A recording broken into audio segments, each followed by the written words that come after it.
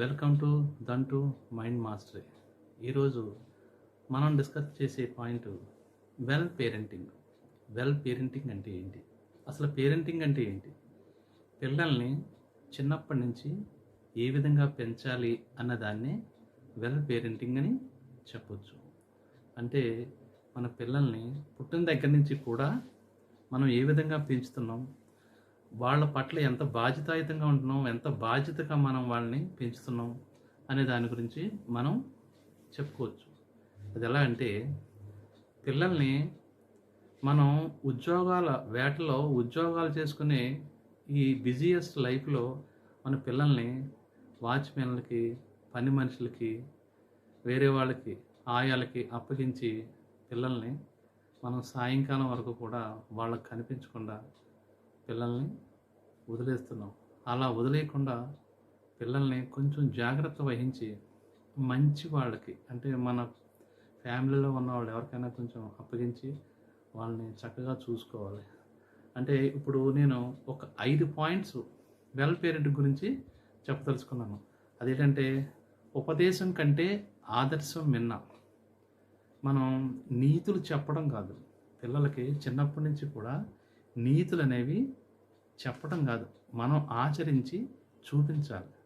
మనం ఆచరించినప్పుడే మన బాటలో వాళ్ళు నడిచి, మా నాన్నగారు ఇలా ఉన్నారు, మా అమ్మగారు ఇలా ఉన్నారు, మా టీచర్ ఇలా ఉన్నారు అని వాళ్ళు మనల్ని ఫాలో అయ్యి మంచి మంచి విషయాలు నేర్చుకుని భవిష్యత్తులో వాళ్ళు చక్కగా తయారవడానికి చాలా అవకాశం ఉంది. అలాగే డబ్బు విలువ నేర్పాలి. డబ్బు విలువ నేర్పడం అంటే డబ్బే ప్రపంచం కాదు, డబ్బు సంపాదించాలి కానీ డబ్బే ప్రపంచం కాదు. డబ్బే ప్రపంచం అని చెప్తే చిన్నప్పుడు వాళ్ళ దృష్టిలో డబ్బు కన్నా ఏది విలువైంది కాదు అని తెలుసుకుని వాళ్ళు ఎదిగే క్రమంలో డబ్బు సంపాదించాలి అనే యావలో పడి వాళ్ళు సక్రమమైన మార్గంలో కాకుండా అక్రమమైన మార్గంలో డబ్బు సంపాదించి వాళ్ళ జీవితాలని నాశనం చేసుకోవడానికి అవకాశం ఉంటుంది. అంటే డబ్బు సంపాదించండి కానీ డబ్బే జీవితం కాదు, డబ్బు శాశ్వతం కాదు అన్న విషయం ఒకటి మనం చెప్పాలి. అలాగే ఓటమికి భయపడొద్దు, ఓటమికి భయపడకండి. ఓటమి అనేది గుణపాఠం నేర్పుతుంది. మీరు ఏదన్నా ఒక ప్రయత్నం చేసినప్పుడు కొన్ని సందర్భాల్లో ఓటమి పొందుతారు, అయినంత మాత్రాన మీరు జీవితంలో ఓడిపోయినట్టు కాదు, కొన్ని నేర్చుకున్నట్టు. అంటే మనం ఏదైనా ప్రయత్నం చేసినప్పుడే అది మనకి తెలుస్తుందండి. అంటే ఓడిపోయినంత మాత్రాన్నే మనం ఇది జీవితం అయిపోయినట్టు కాదు. Every failure is a feedback అనే విషయాన్ని గుర్తుపెట్టుకోవాలి. అలాగే పిల్లలు చాలామంది చిన్నప్పటి నుంచి తల్లిదండ్రుల్ని మంచి మంచి క్వశ్చన్స్ వేసి విసిగిస్తూ ఉంటారు. మంచి మంచి క్వశ్చన్స్ వేసి వాళ్ళని ఎక్కువగా పేరెంట్స్ని అడుగుతూ వాళ్ళ యొక్క సహనానికి పరీక్ష పెడుతూ ఉంటారు. అది ఏంటంటే, వాళ్ళలో ఉన్న నాయకత్వ లక్షణాలకి, వాళ్ళలో ఉండే ఫైర్కి, వాళ్ళలో ఉన్న తెలివితేటలని ఏ విధంగా ఇంప్రూవ్ చేసుకోవాలనే బాటలో మిమ్మల్ని క్వశ్చన్స్ అడగడం అనేది జరుగుతుంది.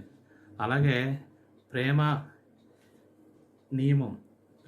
నియమం అంటే ఎక్కువ ప్రేమించొద్దు, ఎక్కువ ద్వేషించొద్దు. ద్వేషించాలి, ప్రేమించాలి. అంటే ప్రేమని ఎక్కువగా పంచొద్దు. పేరెంటింగ్ చేసేటప్పుడు పిల్లలు 14 సంవత్సరాల వయసు వచ్చే వరకు కూడా చాలా జాగ్రత్తగా పెంచాలి. అంటే ఎక్కువ చనువు ఇవ్వడం కానీ, ఎక్కువ గారాబం చేయడం కానీ, ఎక్కువగా వాళ్ళని అన్నింటికీ మనం బ్రతిమలాడడం కానీ ఇలాంటివి చేయకూడదు.